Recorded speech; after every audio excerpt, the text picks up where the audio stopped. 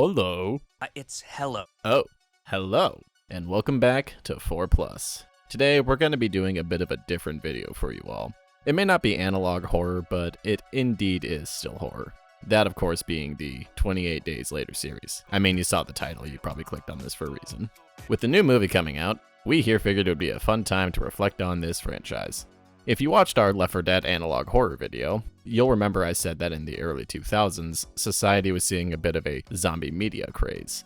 In the year 2002, however, 28 Days Later was released, and it really does seem like after that, the pandemic for this genre kicked in. The movie was created by Danny Boyle and Alex Garland. It follows a, you guessed it, zombie apocalyptic event that takes place in England.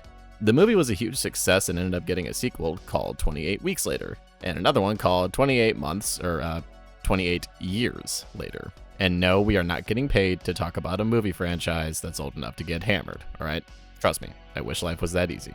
But enough gab, it's time to go back 23 years and revisit a haunting classic. But before we begin, be sure to like and subscribe, as well as check the link in the description for our socials. And beware of spoilers for the entire franchise. Yes, even the comics. Okay, now we can go. 28 Days Later. 28 Days Later opens up with a segment of animal rights activists all breaking into a lab with the noble intentions of freeing monkeys from their cages. I remember this GTA heist. While this seems very much so like an opening to a Planet of the Apes film, it's implied these animals actually carry a deadly virus. And by implied, I mean they go into a full-on massacre on these guys. After this, we cut to a very familiar sight if you are a Walking Dead fan. Our main character, best known as Oppenheimer, awakens all by himself inside a hospital in what appears to be the aftermath of some kind of cataclysmic event. Oh, and he's naked. As stated before, if you're a fan of The Walking Dead, you'll likely recognize this exact setup considering it's how Rick's story begins. Fun fact, I believe this was entirely coincidence. Robert Kirkman, the writer of the comic, actually confirmed he hadn't seen the movie while he was writing the first ever Walking Dead comic. Despite the first comic being released nearly a year later, the movie had not reached American audiences until June 2003. So by the time Robert Kirkman was able to see the movie, it was probably too late to make any changes. It's not important, but definitely a silly little story. Much like The Walking Dead, our hero wanders around entirely oblivious to the horrible situation London has fallen victim to. It's in this segment we see the now iconic shot of the empty streets of London with our sole hero walking around aimlessly. Another fun fact is that this shot was accomplished without any assistance from the state. They didn't contact anyone to clear the streets. They instead just managed to get shots at the perfect times to make London look so desolate.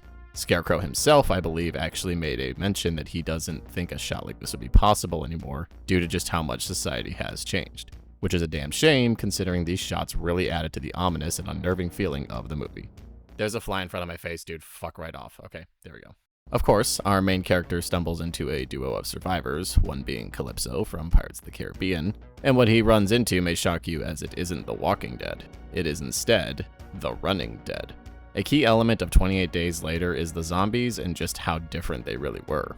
Most zombie media at that time portrayed zombies as so slow, even Gary the Snail could beat them in a race. They were only really a threat if you ran into them in a horde or if you were caught off guard. But now, they can run. And they run fast. I guess Zombieland really was right. Cardio is the most important thing in the apocalypse. Aside from the speed though, the zombies operate traditionally in the way that they infect you with a bite and are here to eat your traumatized brains. Our survivors end up running into Mad Eye Moody and his daughter, where they hear a radio signal claiming it's the government and that they have safety. Instead of being smart, our characters trust the government and decide to head towards the signal. We get a quick, albeit intense tutorial on how to change your attire in the dark while zombies run at you in London. It's a great video, trust me. And our characters are pretty much off to safety after that point.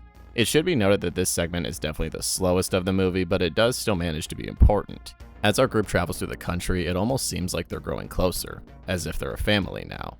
It's an otherwise hopeful part of the movie despite how dark their situation is. We see them raid a grocery store, have a nice picnic, and share plenty of laughs and smiles. But that all comes raining down. The crew comes across a blockade that sends Mad Eye into a spiral. He kicks a gate which has a body on top of it, which sends a blood drop directly into his eye. Now that's just bad luck. In an attempt to save his daughter, he pushes her away while succumbing to the infection. Our hero freezes at the situation only to be saved by gunpowder and lead. Our remaining survivors are taken to a mansion that's been militarized where they run into Malekith himself, who is the leader of this band of not-so-merry men. I say that because from the get-go, these soldiers are quite, what's the word? Predatory. This fly is still right here, what the fuck, dude? The atmosphere has quickly changed. Instead of finding civilization, or at least a place to call a safe house, our survivors are seemingly trapped in a house full of Andrew Tates. They even keep one of their infected brothers chained outside like a literal dog. They're rowdy, rude, entitled, particularly towards Calypso, and worst of all, they can't cook to save their lives. Though that might just be a symptom of being British. The situation only gets worse when the Ninth Doctor reveals that the radio signal was actually a trap. Instead, the signal was meant to lure in women for, well, Andrew Tate purposes. Only one sergeant amongst this squad actually seems to have a moral conscience and defies his brothers, but is locked up with our hero. During this time, however, the sergeant spouts out conspiracy theories such as how the infection is isolated to England and that the rest of the world is still intact. What a loon. Next you'll tell me Epstein didn't kill himself. Sorry, I had to sneeze, so I paused the recording for a second. Unless you, in the future, want me to sneeze, it can be like ASMR for them. Things only get worse as the two are taken to get Old Yellard, except they don't have rabies. But the two soldiers manage to only kill their fellow military man before our Inception star manages to escape.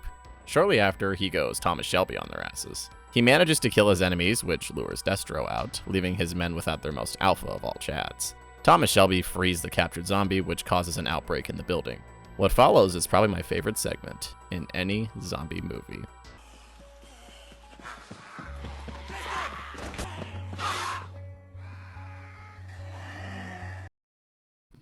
God damn it, try to kill the fly again, dude. Fuck. He manages to get inside as Calypso tries to protect the now orphaned child from the men and zombies, but is taken. Got him!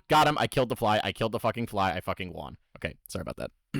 As Calypso tries to protect the now orphaned child from the men and the zombies, but is taken hostage by one of the alphas. He is no match, however, for the Sigma machine that is Thomas Shelby, which leads to him getting the girl. And a bash on the skull. Kids can be so silly sometimes. The trio attempt to escape only for Malekith to shoot Thomas Shelby as he was hiding in their getaway vehicle. The young one manages to get into the driver's seat and door dashes him to the zombies. They must have paid for the express delivery. The other two quickly load into the car as they crash through the gate. We cut to 28 days later, literally, and see flashes of the medical procedure to help keep our hero alive. We end on our happy little family making a message to a plane that flies by with the hope the pilot spotted them. Cut to credits and play Linkin Park. It's safe to say that this movie is among the all-time greats, at least when it comes down to zombie movies. The movie has so many themes behind it regarding society, media, and the psychology of humans that make it not only a fun watch, but a thought-provoking one. In many ways, the movie can be viewed as a coming-of-age story for our protagonist, whose real name is Jim, not the one from The Office, or that one either. He goes from a weak and timid character to being the very definition of a warrior by the end, even down to the shirtless and blood-soaked appearance. Simultaneously, it manages to maintain the original characteristics of Jim, considering he manages to mostly defeat the squad of soldiers by outsmarting them. His biggest move being to let one simple infected do most of the work, and he handles the rest. By the end of the movie, Jim has become a survivor, but a humble one. Instead of freezing when those he loves are in danger, he acts and is a protector. There's commentary on many aspects of society. On the surface, there is the commentary on toxic masculinity, considering the soldiers are bullies and misogynists in their views. They see women as objects and rewards, while also showing zero loyalty to their fellow soldiers, and bullying those who they see as weaker. On a deeper inspection, it talks about the nature of humans. The virus is explained as a rage virus. Instead of it just being a simple necro type of disease, it seems to drive the victim manic, and causes them to attack anything in their vicinity. But the opening of the movie shows footage of a society that seems angry. Riots, protests, violence, it's all on display. There's a theme of humans being wrathful creatures sprinkled throughout the movie. Additionally, while he may be the villain, the major of the soldiers explains that not much has changed in terms of behavior. Before the virus, all he saw was people killing people, and now all he can see is people killing people. His argument obviously isn't perfect, but it does make one wonder just a little bit about the nature of humans, and what happens when the rules that are meant to protect us are no longer there. But that's all fine and dandy. How are the technical aspects of the movie? I'd say for the most part it holds up. As stated before, cinematography-wise, this movie was great. The aforementioned shots of the empty city, the sprawling shots of the countryside, and the sporadic feeling of the action scenes really give the movie an edge. The movie itself didn't have a large budget, but in many ways it helped the movie out. It has an almost raw and real feeling to it because of it. The lack of budget made things feel less saturated and, well, Hollywoodized, if that makes sense. The first-person view for the zombies feels like an upgrade to Evil Dead. It highlights their speed and can scare the viewer, as by the time they notice the perspective change, it's too late. Glass is shattering and bodies are being devoured. As stated before, the zombies in this movie revolutionized how people thought of zombies. The simple fact they can now sprint makes them a lot more dangerous and in turn more terrifying than the average zombie. On top of this, the movie also gave them an interesting design. While some may prefer the rotted carcass-looking depiction most adaptations go for, 28 Days Later gave them red eyes and keeps the rest of them mostly intact. Usually they're also smeared in blood to help identify them, but really I feel the simple design choice of having the rage virus give them hauntingly bloody eyes is genius. It's safe to say that 28 Days Later still holds up by most accounts. My only real issue is if you watch the movie now, it looks a little grainy. Its age is definitely showing as the years go on, even if you turn it up to the highest definition that your TV can handle. I believe the reason for this is due to the type of camera they filmed on. As a result, the movie is sort of stuck in this old-looking quality forever. But even then, it doesn't hold the movie back in the slightest. In many ways, it again adds to the charm. The movie was low budget and has somehow spawned a franchise that has had a major hand in launching a cultural frenzy with the zombie craze mentioned at the start of the video. So if that's the case, guess we're done, aren't we? Yeah, I know you don't believe me, that time bar doesn't lie. 28 weeks later. Released in 2007, the franchise returned, but it was not directed by Danny Boyle. Instead, it was directed by Juan Carlos Fresnadillo. I think I pronounced that right. You guys will correct me if I didn't anyways. He's the one who directed that one Millie Bobby Brown Netflix movie. No, not that one. That one. The movie made around 4 times its money back, only losing out to Spider-Man 3, and the franchise has been on hiatus ever since. Is it potentially due to the quality of the movie? Only one way to find out. The movie opens up and immediately I notice a distinct lack of Thomas Shelby. Probably because he was killed in the comics. Subversive or moronic, well, you can decide. We are shown a small group of survivors inside a small cottage. They have some British food, if you can even call it that, before they hear a knock at the door along with the screams of a small boy. The crew chooses Paragon points, and they let him inside, to which he begins eating up their resources. Looks like good karma paid off, for about 10 seconds. Immediately, the infected begin attacking the house and it leads to pure chaos. Just about everyone bites it as our main character and his wife, with the child, manage to get upstairs. An infected gets between the two, to which our heroic main character does exactly what any of us would do. Scream and run. He's definitely no Thomas Shelby. After making his daring escape, his wife is tackled by an infected, which leaves him running for dear life. I know I said it before, but good God, are the zombies being able to run such a game changer. This shot of him running as zombies sprint over the horizon is the stuff of nightmares. After finally making it to the boat, there's another fucking fly in my... Okay, motherfucker. I'll deal with that later. After finally making it to the boat they plan on taking, a la Dawn of the Dead, things don't get much better. The other survivor falls into the water. I give that dive a 5 out of 10, A for effort, and our hero tries to save him, only for it to backfire as he arises infected. It's a bit rough, but the not Thomas Shelby escapes. I will say this was one hell of an intro for the movie. The violence and terror is on full display, and we see just how much the budget has gone into this movie, now that the first one has turned a profit. This is definitely how you make one hell of a first impression. So the stage is set as we cut through a timeline of what's happened since the first movie. That's not 28 weeks later. In short, the infected begin to die of starvation, so NATO shows up and begins rebuilding the country. It's only 28 weeks later when the settlers and refugees are allowed back into the country. We meet 2 kids who are among that group and are coming to see their parents since they were out of the country when the infection started. Their father, it's your favorite everybody, not Thomas Shelby. Their father tells them absolutely all truthful details about the death of their mother, not lying in the slightest, which breaks their heart as one would expect. But as this goes on, we get to meet Jeremy Renner. Most of you may know him as the chill guy who works for an organization and has a good aim in the Avengers movies, aka Hawkeye. I know him more from this movie where he plays a chill guy who works for an organization and has a good aim. This guy has such good range. Someone should get this man an app. The children leave the safe zone and venture into the country to try and find their old house for sentimental purposes.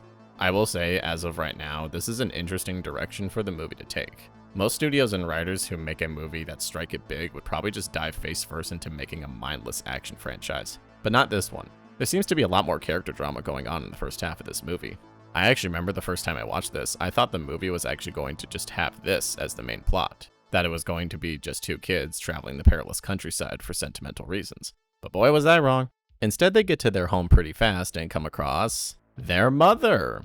It would appear she's not in the most stable of mental conditions. I can only imagine why. But Jeremy Renner spotted the children sneaking out and thus alerted the military, who arrived just on time to detain their mother. After a fun little shower, the mother is tested by a doctor, and it's discovered she's actually just like the survivors of Left 4 Dead. and that she's an asymptomatic carrier of the virus. Not Thomas Shelby, hoping he won't be served divorce papers, sneaks into the lab to pay his wife a visit. After getting down with the sickness, not Thomas Shelby is infected and decides to deliver the divorce papers himself, violently. This leads to an outbreak inside the safe zone. Everyone is packed into one area before all hell breaks loose. The infected escape the room and begin unleashing havoc among the citizens. But fear not, Hawkeye is here. Hawkeye and the snipers all begin dispatching of the infected. Unfortunately, Bloodsport, aka the General, concludes there is no way to effectively eliminate the infected, while also keeping the civilians safe, so he makes a kill order. Despite having one hell of a kill streak, Hawkeye doesn't activate his ult and instead goes rogue. The now orphan kids are staying with the doctor as they try to formulate a plan of escape before Hawkeye decides to lend a hand. After a sniper duel with who I assume is Black Widow, considering their aim is shit, Hawkeye and this universe's Avengers run off to an open field where his friend will pick them up in his helicopter. The city of London is turned into an inferno as a last resort to contain the infection. Upon getting to the chopper, Hawkeye's friend tells him to abandon the civilians so they can live happily ever after in Paris. How romantic. Hawkeye, however, is a man of integrity and refuses. The helicopter, however, attracts more infected, which leads to our last cannon fodder jumping onto the helicopter. We get a cool scene of the helicopter blades cutting through the zombies, which infects the NPC. Hawkeye sets a new meeting point at a nearby stadium as the group are off on another adventure.